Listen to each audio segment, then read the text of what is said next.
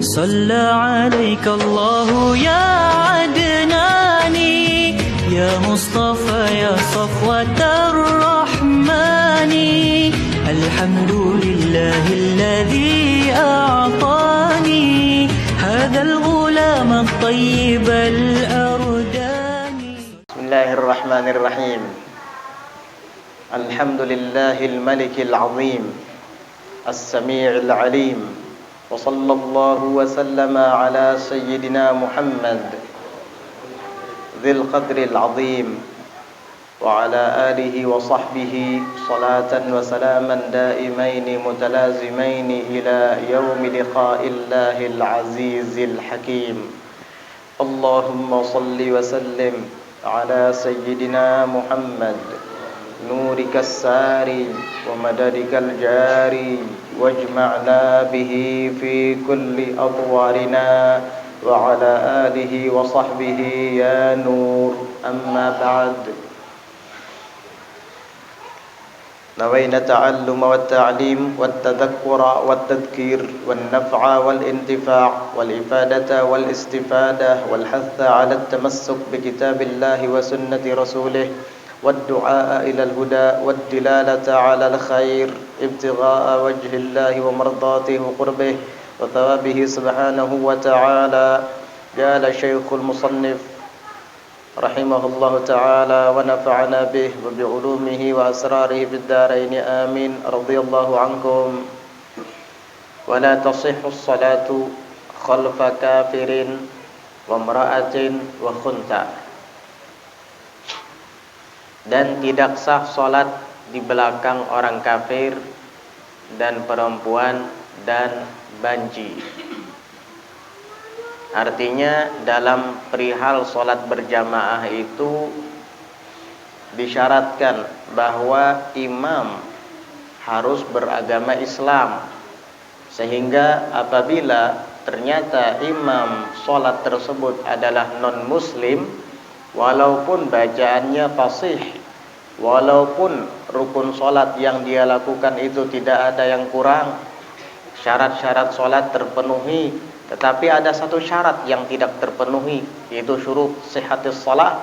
Di antaranya adalah al-Islam, sedangkan ia non-muslim, orang kafir, sehingga kita yang bermakmum di belakangnya tidak sah.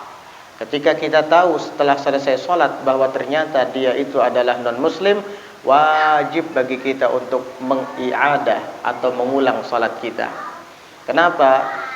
Kan itu kita tidak tahu bahwa dia itu adalah non-muslim, karena kan tidak kelihatan. Akidah letaknya di hati.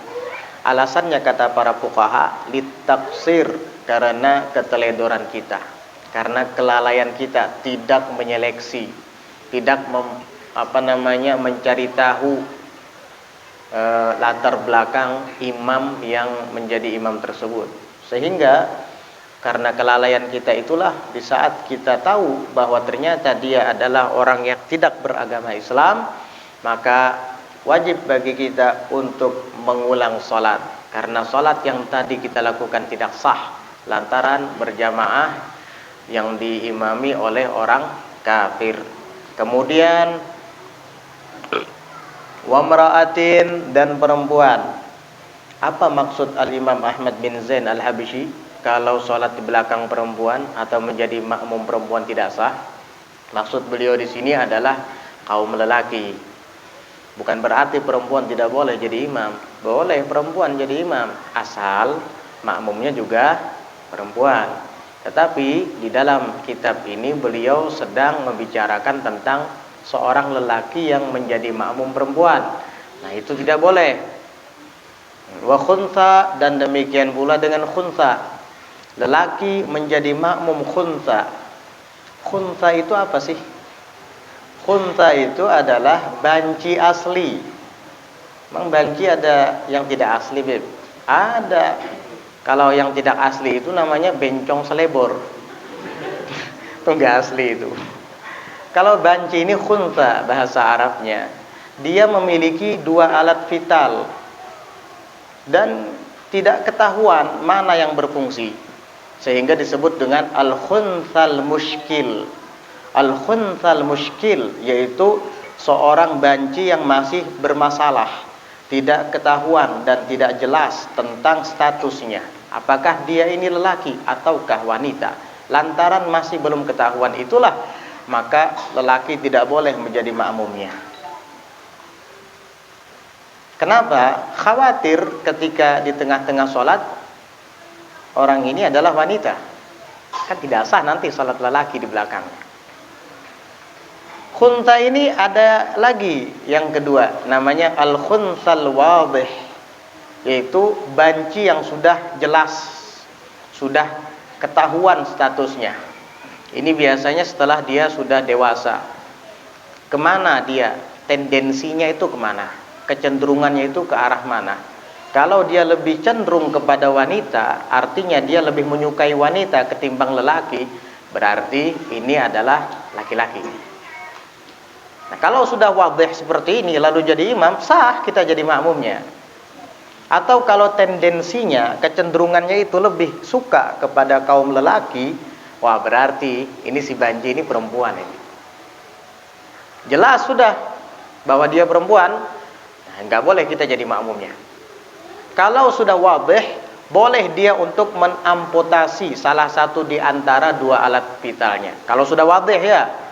Kalau selama masih muskil nggak boleh. Apalagi dia masih kecil. Ya naudzubillah, jangan sampai ya kita punya anak keturunan kayak begini, kasihan. Kan kasihan. Jadi kayak apa? Apa kata orang tuh namanya? Buah apa nih? Si malakama ya. Si malakama, dilema, ya dilema, bingung ini laki-laki bukan, perempuan bukan, kan kasihan kayak begitu nasibnya. Jadi kalau seandainya ada orang punya anak yang seperti ini, apalagi masih bayi, ada dua alat vital, wah karena dia lebih ingin agar anaknya lelaki, langsung misalnya alat kelamin yang menyerupai perempuan itu dijahit, jangan. Khawatir begitu dewasa dia jadi perempuan, ayo gimana? Atau dia pengen anaknya perempuan, lahir seperti itu, lalu kemudian bagian kelamin kelelakiannya itu diamputasi. Jangan, masih belum wadih lagi, nggak boleh. Tunggu sampai nanti wadih.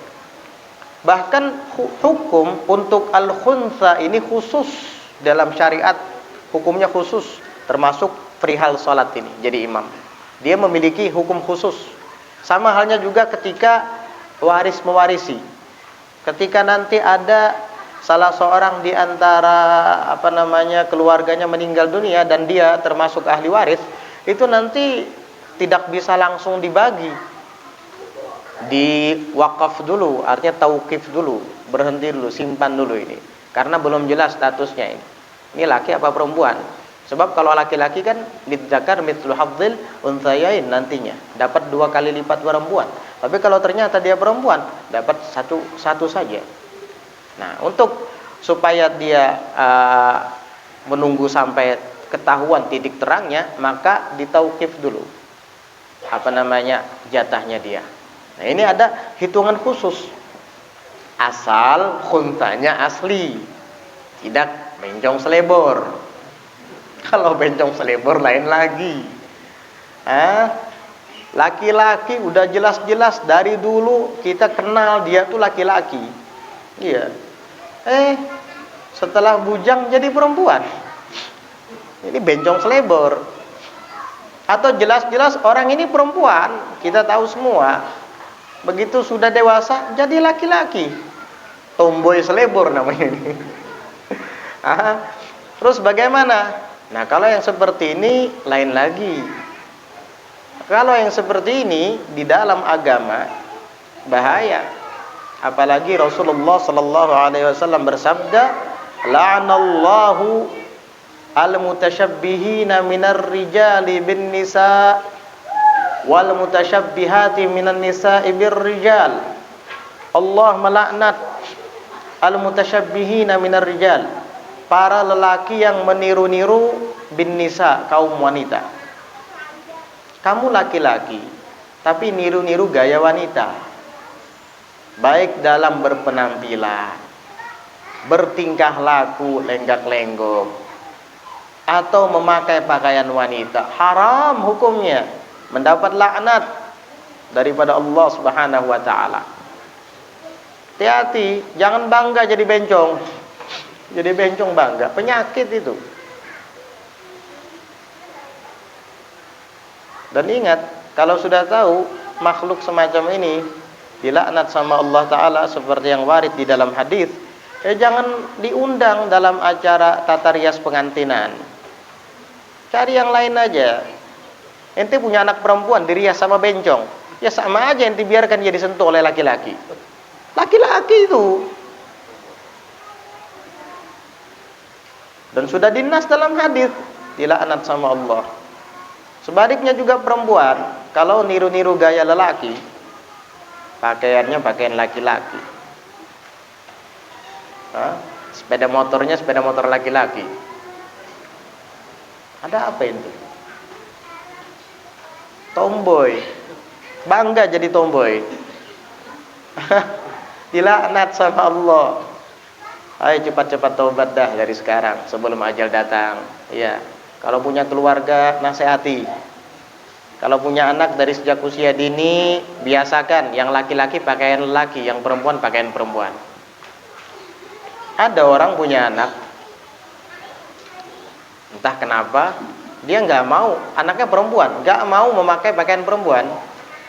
Selalu ingin dibelikan sama orang tuanya dari sejak kecil pakaian lelaki. Tapi orang tuanya mengabulkan, dituluskan keinginannya. Sampai sekarang jadi kayak laki-laki, subhanallah. Maka dari itu hal-hal yang tidak wajar jangan dituluskan. Kalau anak perempuan kita ingin membeli pakaian lelaki dan tidak mau mengenakan pakaian kecuali pakaian lelaki, padahal sejatinya dia adalah wanita, jangan dituluskan. Kasihan biar masih kena anak juga. Justru dari kecil itu kamu membimbingnya. Tapinya menangis gimana? Biar dia menangis, asalkan jangan kamu nanti menangis di kemudian hari. Paling lama sebulan mungkin sudah lupa dia. Begitu caranya. Ini terbukti karena dibiarkan orang tuanya terus sampai sekarang kayak laki-laki dia. Dan nggak mau pakai pakaian perempuan. Pakai kerudung nggak mau, pakai topi. Tok, udah. Kasihan kan kayak gitu. Sebaliknya juga anak lelaki main boneka, make up pakai lipstik, jangan dibiarkan itu. Kamu punya anak laki-laki, ajarkan apa? Ajarkan berkuda, ajarkan memanah, ajarkan silat, karate, biar dia betul-betul menjiwai bahwa dirinya itu adalah laki-laki, begitu. Nggak boleh. Orang yang seperti ini sama saja dengan tidak menerima qada dan qadar daripada Allah Ta'ala. Padahal qada dan qadar termasuk rukun iman. Kan itu sudah ketentuan Allah, keputusan dan takdir Allah. Kamu dijadikan sebagai lelaki. Kenapa kamu menggugat ketentuan Allah Ta'ala itu sehingga ingin jadi perempuan? Allah sudah takdir kamu jadi perempuan. Kenapa kamu menggugat takdir Allah Ta'ala itu sehingga ingin menjadi lelaki? Makanya para kaum LGBT itu dilaknat. Tahu LGBT enggak? Hah? Tahu LGBT? LGBT ya tergantung yang mentafsirkan. Itu kan kalimat singkatan, multitafsir itu. LGBT. Laki gaul takut bini. Laki gaul takut bini. Macam-macam. LGBT, L lesbian, G gay, B biseksual, T transgender. Itu mau diresmikan dulu di Indonesia. Alhamdulillah ulamanya menolak. Bahkan ada yang paling keras menolak tentang itu. Tapi kasihan beliau di penjara sekarang. Dan Allah lindungi beliau. Alhamdulillah berkat para ulama-ulama habaib sepakat menolak sehingga tidak jadi diresmikan. Hampir sudah. Pacang banyak yang jadi bencong nih akhirnya. LGBT, lesbian, perempuan pengen sama-sama sesama jenis, lesbian, gay, laki-laki suka sesama jenis. Itu di dalam Al-Quran sampai disebut sama Allah Ta'ala, bal antum qaumun tajhalun, tetapi kalian itu adalah kaum-kaum yang bodoh, kata Allah Ta'ala. Atatunar rijala min dunin nisa, apakah kalian mendatangi lelaki bukan wanita, padahal kalian lelaki. Bal antum qaumun tajhalun, tetapi kalian itu adalah kaum-kaum yang bodoh, kata Allah Ta'ala. Kenapa? Ya bodoh. Orang ayam saja tidak salah memilih pasangan, kucing tidak salah memilih pasangan, binatang itu. Ini manusia, subhanallah. Hati-hati, itu penyakit. Laki-laki senang sama laki-laki, perempuan senang sama perempuan sesama jenis. Sudah terjadi yang seperti ini di zaman Nabi Allah Lut alaihi salam. Apa yang terjadi? Apakah Allah senang dengan perbuatan mereka itu ataukah murka? Al-Quran cukup menjadi ibrah bagi kita. Wa ja'alna 'aliyaha safilaha. Kami jadikan, kata Allah Ta'ala, bumi bahagian bawah di atas dan atas di bawah, di balik bumi kaum Nabi Lut itu. Mati semuanya. Berarti itu dimurka betul sama Allah. Sehingga Nabi lanjutkan di dalam hadisnya, biar umatnya tambah yakin bahwa Allah dan Rasulnya melaknat lelaki yang meniru-niru wanita, sebaliknya wanita yang meniru-niru kaum lelaki. Ya, ingat ya, hati-hati. Nah, kalau di dalam topik pembahasan kita ini al-khunta, yang dimaksud banci yang memang kholqi. Kholqi, bahasa Arabnya kholqi. Apa ya bahasa Indonesia itu ya? Bawaan lahir itu apa namanya? Bawaan lahir. Ya bawaan lahir ya, bawaan lahir aja udah. Bahasa Arabnya kholqi. Memang secara khilqah, memang diciptakan begitu dia. Ya bawaan lahir, kasihan. Mudah-mudahan Allah selamatkan anak cucu kita agar jangan sampai seperti ini, kasihan dia. Nah, kalau kayak begini nih, ada hukum tersendiri dalam Islam. Kalau di dalam kitab Safinatun Najah itu ada tis'u suwar, ada 9 macam bentuk hukum sholat berjamaah, hukum qudwah, mengikut imam. 5 yang sah dan 4 yang tidak sah. Adapun 5 yang sah adalah qudwatu rojulin birojulin, lelaki mengikut lelaki di dalam sholat. Ya, yang jadi imam laki-laki, yang jadi makmum laki-laki juga. Jelas sah ini sudah. Kemudian qudwatu imro'atin birojulin, mengikutnya wanita kepada lelaki. Yang jadi makmum berarti perempuan, yang jadi imam laki-laki. Ini juga sah. Kemudian yang ketiga, qudwatu khunsa birojulin, seorang banci mengikut laki-laki. Ini juga sah, karena yang di belakang ini ihtimal laki-laki, ihtimal perempuan. Banci tadi bisa jadi dia lelaki, bisa jadi dia wanita. Andai kata dia adalah lelaki, yang jadi imam juga laki-laki, kan nggak masalah. Atau andai kata dia wanita juga nggak masalah, sehingga banci mengikut lelaki boleh. Jadi laki-laki jadi imam, banci jadi makmum. Ini sah juga. Yang keempat, qudwatu mra'atin bimra'atin, wanita mengikut sesama wanita. Yakni yang jadi imam wanita, yang jadi makmum juga wanita. Juga sah hukumnya. Sah hukumnya itu. Wanita sama wanita berjamaah sah. Cuma para ulama menyebutkan untuk wanita khususnya ketika berjamaah itu beda dengan lelaki, safnya agak sedikit berbeda. Kalau lelaki kan di depan begini dan makmumnya di belakang semua. Kalau perempuan disunahkan kalau menjadi imam tuh di tengah, bukan di depan. Hanya saja maju sedikit biar dikenali bahwa ini yang jadi imam, bahwa ustazah ini misalnya yang jadi imam. Tapi nggak seperti laki-laki betul-betul di depan kayak gini, kita makmum berjejer berbaris di belakang. Enggak. Kalau perempuan itu nyaris di tengah. Hanya saja ada sedikit untuk maju sedikit ke depan untuk supaya dibedakan bahwa inilah yang jadi imam. Begitu. Fatusannu imamatuhunna fi wasatahinna. Disunahkan imamnya wanita itu di tengah-tengah mereka. Tetapi dianjurkan untuk maju sedikit aja supaya diketahui bahwa ini yang jadi imam. Kalau sama rata semua nanti nggak ada yang tahu siapa yang imamnya nanti kan gitu. Jadi supaya untuk dibedakan aja, maju sedikit ke depan. Ini posisi perempuan jadi imam, jangan kayak laki-laki. Ya, kalau kayak laki-laki perempuan di depan betul, perempuan makmum yang perempuan yang lain di belakang sejajar kayak laki-laki, ya nggak masalah. Tapi khilafus sunnah, kamu nggak dapat pahala sunnah karena itu menyalahi aturan sunnah, nggak dapat pahala, berkurang pahalanya.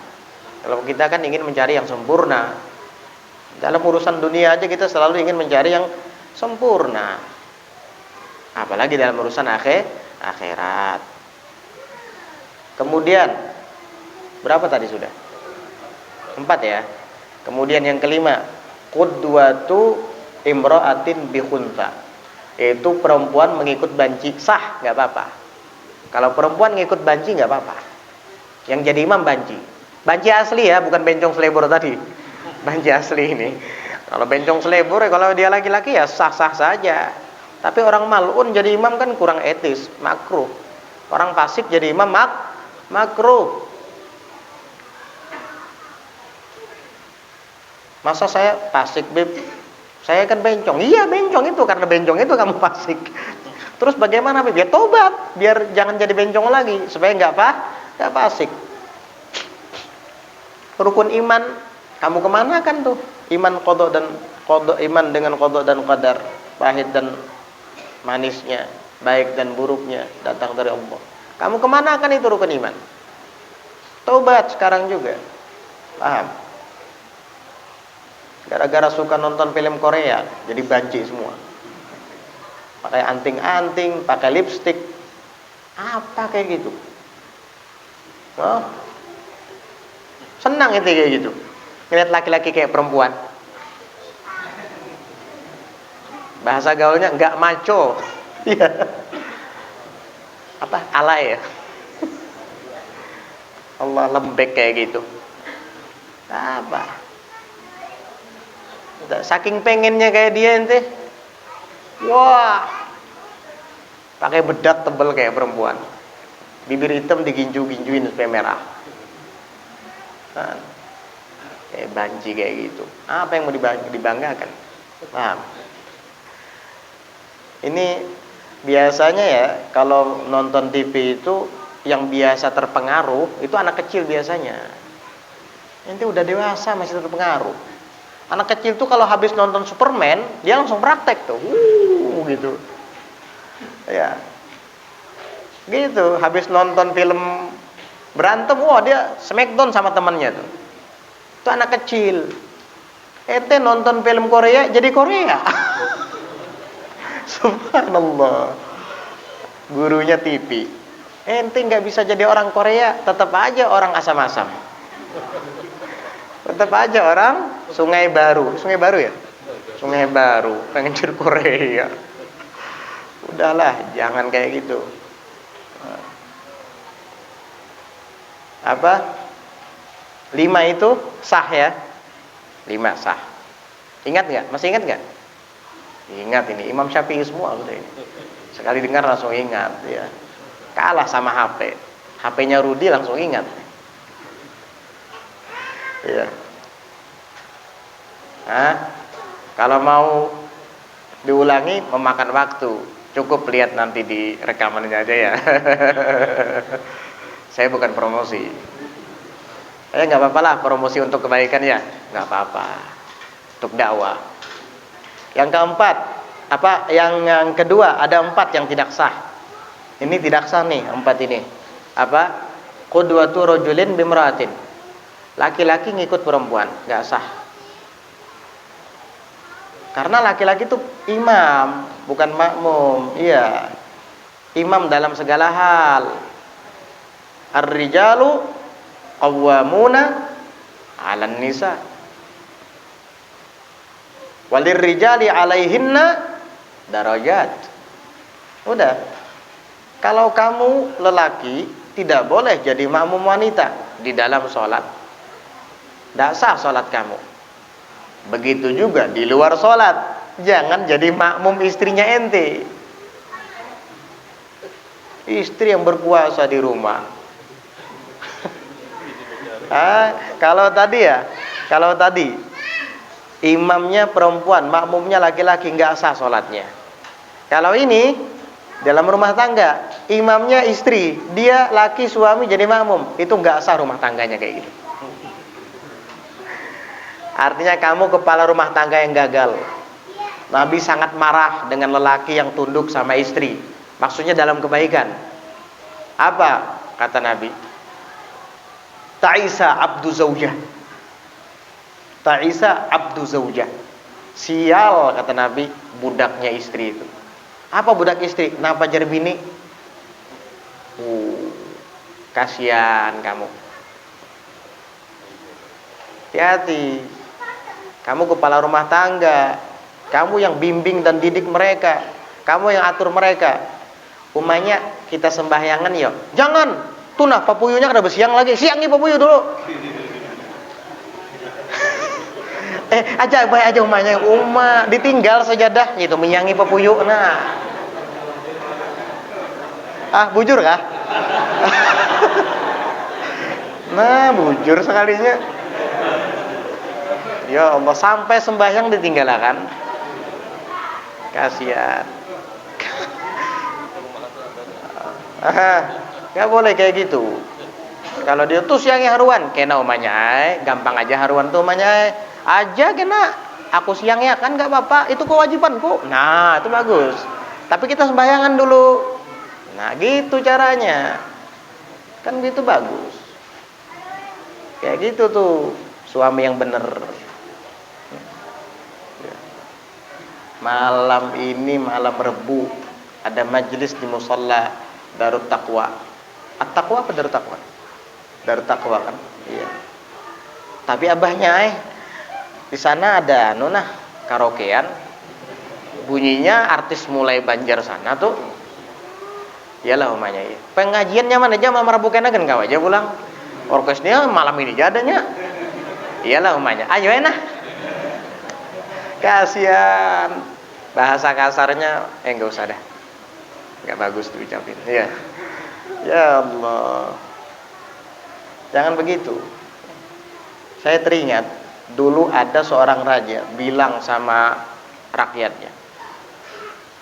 Saya ingin di antara kalian ada seorang lelaki yang betul-betul ditakuti oleh istrinya. Siapa? Lelaki ini ngacungkan tangan. Saya.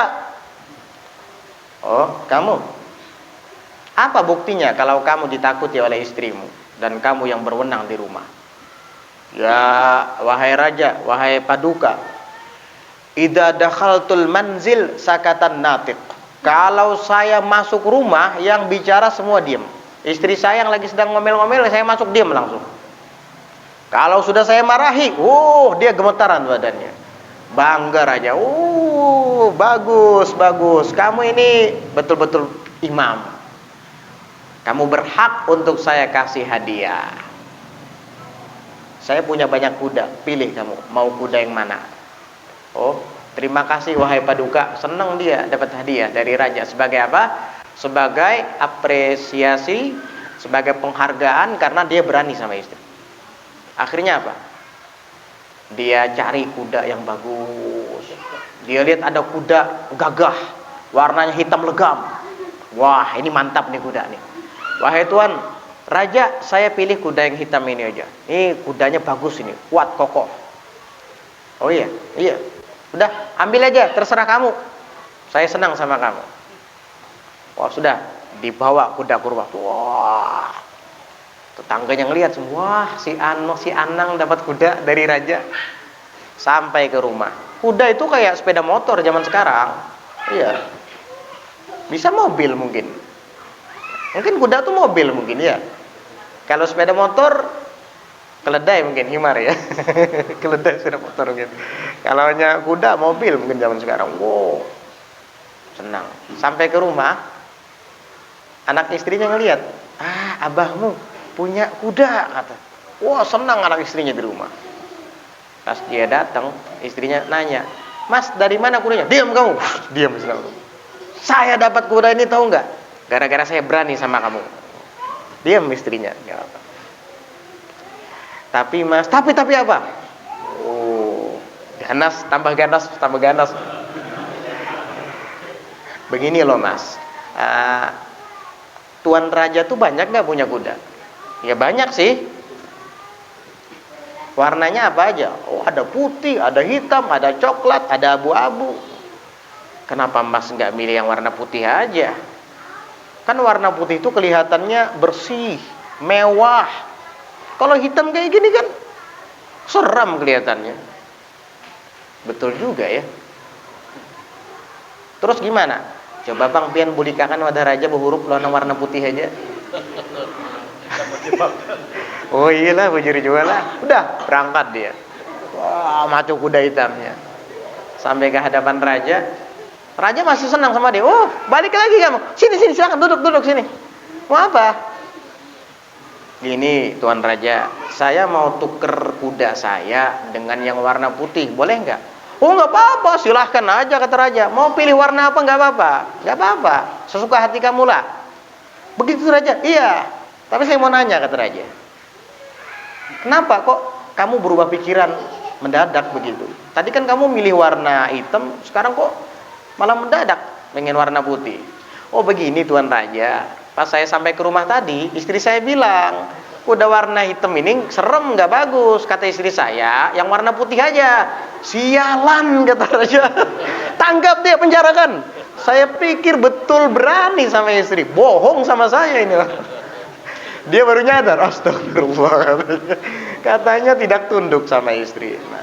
Nah tipe lelaki yang seperti ini jangan ditiru. Iya, ini namanya bukan tegas tapi keras. Kalau keras dilarang sama istri, itu nggak boleh. Makanya ada KDRT, ada undang-undang KDRT, bisa dilaporkan ke polisi.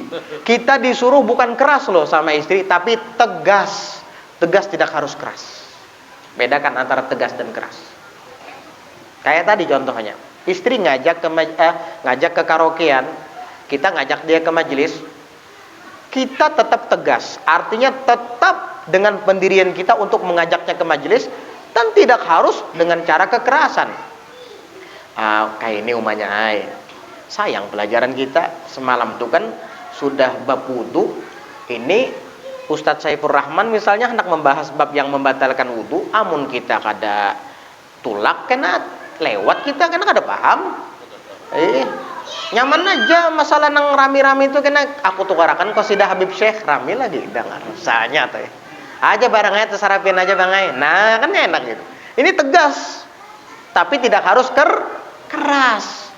Nah, kayak gini yang bagus. Kalau yang dalam cerita tadi itu bukan tegas, keras. Keras saja tapi kada tegas. Buktinya tidak punya prinsip. Uyan nang bini tukarakan bang lawan nang warna putih mau. Nah, ini kada tegas namanya. Mun keras bujur sampai bininya tergitir-gitir. Jadi kekerasan tidak bagus. Tetapi yang diperlukan dari seorang lelaki itu adalah tegas. Tegas dalam mendidik istrinya. Kalau dalam sesuatu duniawi dia tidak terlalu memaki-maki. Iya. Tapi kalau dalam urusan agama dia serius. Ini baju kamu sobek gara-gara dicuci istri, tapi BHS-nya luntur. Sudah kupadahakan, jangan pakai rinso. Suntan luntur tuh harganya tolegam 1.200.000 harganya. Umat dimaki sampai bininya tekutan-kutan tergitir-gitir. Salah kayak gitu. Tuh keras ngarannya. Giliran bininya keluar rumah berkerudung kada, biasa-biasa aja. Nah, ini salah. Salah menempatkan. Paham? Jadi begitu ya. Kesana larinya. Jelas ya, tidak sah qudwatu rajulin bimra'atin. Lelaki mengikut wanita enggak sah. Satu. Yang kedua adalah qudwatu khunsa bimra'atin, yaitu banci ngikut wanita juga enggak boleh. Khawatir banci ini ternyata lelaki. Akhirnya ngikut wanita, kan nggak sah. Yang ketiga, lelaki mengikut banci juga nggak sah. Qudwatu rajulin bi khunsa. Kenapa? Khawatir yang diikuti ini ternyata perempuan. Kan dia memiliki dua kelamin, nggak jelas. Pas diikuti ternyata perempuan. Yang keempat yang juga tidak sah sholat berjamaahnya adalah qudwatul khunta bi khunta atau qudwatul khunta bil khunta, yaitu banci sesama banci berjamaah nggak sah. Iya, ini banci, ini banci juga. Khawatir banci yang makmum ini laki-laki dan banci yang imam perempuan, itu nggak sah juga. Jadi 4 macam ini tidak sah. Sekali lagi, banci bukan bencong selebor ya. Kalau banci memang khilqah dia begitu. Nah, itu 9 macam bentuk qudwah, yaitu makmum mengikut imam. 5 keadaan sah dan 4 keadaan tidak sah. Wal jumu'atu fardu ainin ala kulli muslimin dzakarin hurrin hadirin bila udhrin syar'iyyin wallahu a'lam bis-shawab. Insyaallah kita akan membahas tentang Jumat atau Jumu'ah di pelajaran yang akan datang. Mudah-mudahan Allah Ta'ala senantiasa selalu memberkahi umur kita dan mudah-mudahan mengaruniakan kepada kita sehat dan afiah sehingga kita dapat beramal soleh dan dapat kembali menghadiri majlis-majlis ta'lim yang ada di sekitar kita. Dan mudah-mudahan Allah Ta'ala sembuhkan yang sakit di antara kita. Allah kabulkan seluruh hajat-hajat kita, baik hajat dunia ataupun hajat akhirat. Dan mudah-mudahan Allah angkat segala bala bencana, musibah, virus, wabah dan lain sebagainya dari kampung kita dan seluruh perkampungan umat Islam khususnya dan seluruh dunia umumnya. Amin Allahumma amin. Ada pertanyaan? Nah. Waalaikumsalam warahmatullahi wabarakatuh. Ya, bangun subuh itu memang kalau tidak dibiasakan sulit. Iya, sulit memang ya kalau tidak dibiasakan. Apa aja, setiap sesuatu kalau tidak dibiasakan pasti sulit. Jadi bagaimana caranya kalau pasangan kita seperti itu? Ya kita ajari kiat-kiatnya. Di antaranya jangan bergadang begitu. Nyata, mun laki bercatur sampai jam 2 melandau subuhnya. Sampai jam 2 bercatur. Kayak apa hendak ada melandau guring. Jadi kasih nasihat. Kasih tips. Kalau bisa tidur jangan terlalu larut. Dan sebelum tidur baca surah Al-Insyirah, Alam nasyrah laka sadrak sebanyak 3 kali. Insyaallah dengan tidur yang sebentar kita akan merasa puas. Kalau sudah merasa puas dengan tidur, akhirnya kita tidak akan ngantuk lagi, kan begitu. Paham? Ya kasih keterangan, kasih penjelasan. Kalau kamu lebih dulu bangun, ya bangunkan dia pelan-pelan begitu kan. Kalau dia pengen disiram sama air, ya siram aja sama air. Tapi kalau dia yang nyuruh ya, misalnya kalau saya nggak bangun, siram aja ya saya sama air. Ya jangan 1 ember. Maksudnya diciprat-cipratkan begini aja kan begitu. Atau kan sekarang ada spray-spray gitu, semprot gitu kan. Ya kalau izin dulu sama dia atau dia yang nyuruh. Kalau enggak ya jangan, berantem nanti. Subuh-subuh berantem. Bingung tetangganya. Jangan gitu ya. Jadi pelan-pelan lah, pelan-pelan. Kasih tips yang baik. Halas. Assalamualaikum warahmatullahi wabarakatuh. Waalaikumsalam warahmatullahi wabarakatuh. Satu, bagaimanakah untuk memakai gigi palsu baik dalam beribadah atau di kehidupan sehari-hari? Kemudian kedua, bagaimana mengucapkan niat untuk berwudu di dalam kamar mandi atau toilet?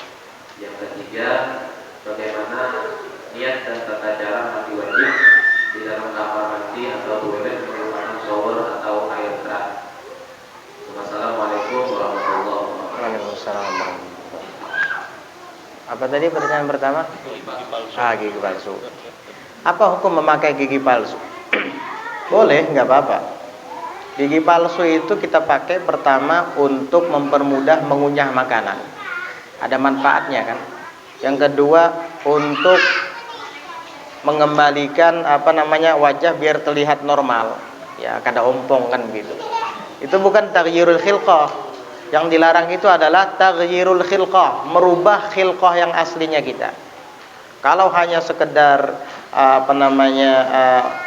menyempurnakan dari yang tidak normal menjadi kelihatan normal, itu bukan taghyir namanya. Paham? Bukan taghyir namanya, tapi ta'dil, yaitu merubah dari suatu keadaan yang kelihatan janggal menjadi normal. Begitu, enggak apa-apa. Yang tidak boleh itu taghyir, dirubah.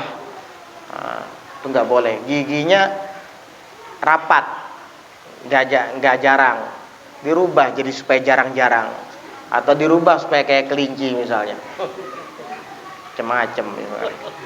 Nah itu namanya tausir atau taflij, itu haram hukumnya. Taflijul asnan, tausirul asnan.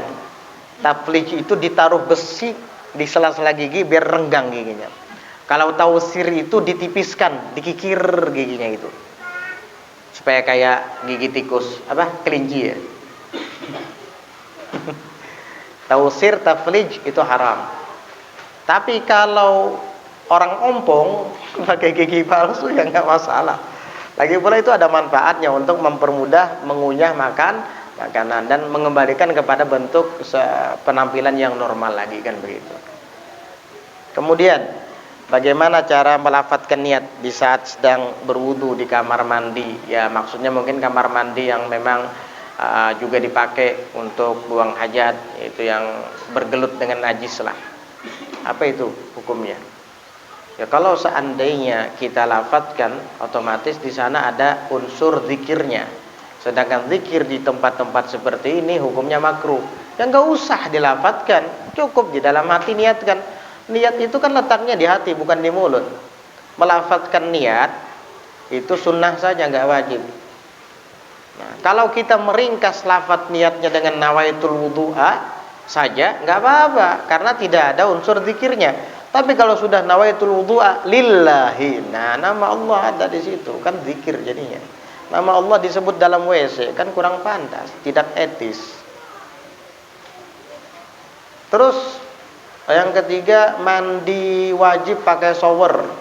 Nggak apa-apa. Kenapa? Yang penting rukun mandi wajib 2. An-niyatu wa ta'mimul badani bil ma. Selesai. Kita berniat dan meratakan seluruh permukaan badan, sya'ran wa basyaran, semua bulu-bulu badan, rambut dan kulit, bil ma, dengan air sampai masuk kepada lekukan-lekukan tubuh kita, pelipatan-pelipatan badan. Selesai. Jangan dipersulit. Dak, meletakkan niatnya di mana, Beb? Terserah. Orang di dalam mandi itu tidak wajib, tidak ada rukun selain niat dan meratakan air ke permukaan badan. Enggak seperti wudu. Ada istilah tertibnya. Basuh wajah dulu, basuh tangan dulu, kemudian kepala, kemudian kaki. Kalau dalam mandi enggak ada seperti itu. Enti niat mandi wajib dari kaki boleh. Bahkan niat mandi wajib dari kemaluan boleh. Itu namanya mas'alatu daqiqah namanya itu dalam ilmu fikih. Ada lagi daqiqatu daqiqah. Ya udahlah, enggak usah dibahas karena panjang masalah itu. Nah itu. Jadi kita nanti kalau melakukan masalah daqiqah ini enggak usah wudu lagi. Enggak usah wudu lagi karena kita ngangkat hadasnya dari kemaluan. Sehingga tangan kita yang menyentuh kemaluan yang basah ini saja nanti yang dibasuh. Karena ketika tangan ini basah, hadasnya terangkat, hadas besarnya. Kalau hadas besar terangkat, otomatis hadas kecil ikut terangkat. Lalu kita nyentuh kemaluan, batal kan hadas kecilnya yang di tangan? Tapi sisa badan yang lain masih berhadas besar. Lalu kita mandi sampai merata ke seluruh permukaan badan, semua hadas besar terangkat, otomatis hadas kecil ikut terangkat bersama dengan hadas besar, sehingga tidak perlu wudu lagi kita. Kecuali tangan kiri yang menyentuh kemaluan tadi yang dibasuh. Karena ini hadas kecilnya gara-gara nyentuh kemaluan. Ya cuci dengan niat mengangkat hadas kecil, selesai. Kalau seandainya dia tidak menyentuh kemaluan sama sekali, langsung mandi wajib seperti orang menyelam. Nawaitu rafa'al hadasil asghar. Nawaitu rafa'al hadasil akbar. Langsung nyelam di sungai. Bangun, enggak nyentuh kemaluan, enggak kentut, enggak apa-apa, langsung sholat, sah sholatnya. Enggak wudu lagi, enggak usah. Karena kalau hadas besar terangkat, otomatis hadas kecil ikut Kalau tempurung dikuyak, sabut umpat kita kuyak, kan kayak gitu. Ya gitu logikanya begitu. Hadas kecil itu di atas hadas besar. Sabut di atas tempurung. Kalau tempurung dibuka, sabut ikut terbuka. Biar rasional, biar bisa dibayangkan gitu. Kan hadas itu kan amrun i'tibari. Tahu amrun i'tibari? Sesuatu yang dianggap ada dan tidak kelihatan oleh mata, maknawi. Nah, supaya bisa dicerna, biar ingat, biar mudah mengingatnya begitu. Tamtsil, ya. Kalau seandainya air shower mengocor ke badan kita, lalu kita berniat pas air sampai ke dada, ya berarti mulai kita mengangkat hadasnya dari dada berarti. Ya, kalau seandainya, tapi kalau shower ini ngocor terus air ya, ngocor terus, ya sudah langsung aja niat, nggak apa-apa. Ini kadangkala was-was, takut salah meletakkan niat, kayak wudhu, akhirnya nawaitu. Ya Allah, ini bukan wudhu saudara, ini apa? Mandi wajib, nggak ada tertib-tertiban. Ya kalau niat dalam wudhu itu harus mengikut sertakan niat seiring dengan membasuh wajah. Kalau ini enggak, mandi wajib, bukan wudhu. Iya. Seandainya nih pakai gayung, nggak usah pakai shower, pakai gayung. Kita kubui gayung, pas sudah dikubui, air mengalir kan sampai ke leher, baru niat. Nawaitu raf'al hadatil akbar an jamal murad. Waktu menyentuh kepala tadi kita nggak niat, berarti hadas kepala belum terangkat. Tapi hadas dari leher sampai bawah sudah terangkat. Habis itu apa? Ya lanjutkan aja mandi, niat baru lagi, nggak usah lagi, cukup niat yang dari leher sampai bawah tadi sudah. Ini bukan wudhu ini ya, mandi. Saya pernah ditanya orang seperti itu. Dia datang ke rumah, kasihan nanya, ulun ini kalau mandi wajib dipe was-was terus jer. Sampai banyak benar banyak itu terbuang harannya. Apa lu sekali itu asa depas ya. Ente bukan wudhu, ente mandi wajib kata. Ente mau niat di mana aja sah, di bagian tubuh mana aja sah. Kada kayak beda dengan wudhu. Ya kalau bisa wudhu pun jangan was-was ente. Iya. Ini wudhunya sampai setengah drum, sampai merah wajahnya dipukul-pukul sama gara-gara was-was. Naudzubillah. Khalas. Al-Fatihah bil qabul tamam bil usul wa ma'ul. Wa ala anzalnallahi yuwaffiquna wa iyyakum lima yuhibbu wa yarda. Wa yatub alaina wa alaikum tawbatan nasuha yuzakkina biha qalban wa jisman wa ruha. Wa ala anzalnallahi yarzuqna wa iyyakum kamal al-mutaba'ah bi habibina al-Mustafa sallallahu alaihi wa ala alihi wasallam. ولأسلافنا الصالحين وأن يدخل نياتنا في نياتهم وأعمالنا في أعمالهم ومقاصدنا في مقاصدهم وأن يربط فيما بيننا وبينهم ربطا لا ينحل أبدا نسعد به إلى يوم القيامة على هذه النية وعلى ما نواه سيد الحبيب عمر بن محمد بن سالم بن حفيظ وعلى ما نواه سيد الحبيب عبد القادر بن أحمد السقاف وعلى ما نواه سلفنا الصالحون وأبانا الصالحون وعلى كل نية صالحة جامعة شاملة لخيرات الدنيا والآخرة وإلى حضرة النبي محمد صلى الله عليه وعلى آله وصحبه وسلم. الفاتحة. بسم الله الرحمن الرحيم الحمد لله رب العالمين الرحمن الرحيم يوم الدين إياك نعبد وإياك نستعين اهدنا الصراط المستقيم صراط الذين أنعمت عليهم غير المغضوب عليهم ولا الضالين آمين. بسم الله الرحمن الرحيم الحمد لله رب العالمين اللهم صل وسلم على سيدنا محمد وعلى آله وصحبه أجمعين. ربنا انفعنا بما علمتنا ربنا علمنا الذي ينفعنا ربنا فقهنا وفقه أهلنا وقرابة لنا في ديننا مع أهل القطر أنثى وذكر ربنا وفقهم لما ترتضي قولا وفعلا كرما وارزق الكل حلالا دائما وأخل أتقياء علماء نحظى بالخير ونكفى كل شر ربنا واصلح لنا كل شؤون وأقر برضا منك العيون واقض عنا ربنا كل الديون قبل أن تأتينا رسل المنون واغفر واستر أنت أكرم من ستر وصلاة الله تغشى المصطفى من إلى الحق دعانا والوفاء بكتاب فيه للناس شفاء وعلى الآل الكرام الشرفاء وعلى الصحب المصابيح الغرر اللهم اهدنا بهداك واجعلنا ممن يسارع في رضاك ولا تولنا وليا سواك ولا تجعلنا ممن خالف أمرك وعصاك وحسبنا الله ونعم الوكيل وصلى الله على سيدنا محمد وعلى آله وصحبه وسلم سبحان ربك رب العزة عما يصفون Assalamun alal mursalin walhamdulillahi rabbil alamin. يا هل الإرادة بدا نور الحبيب البشير والكون كله إلى ذاك المشافى يشير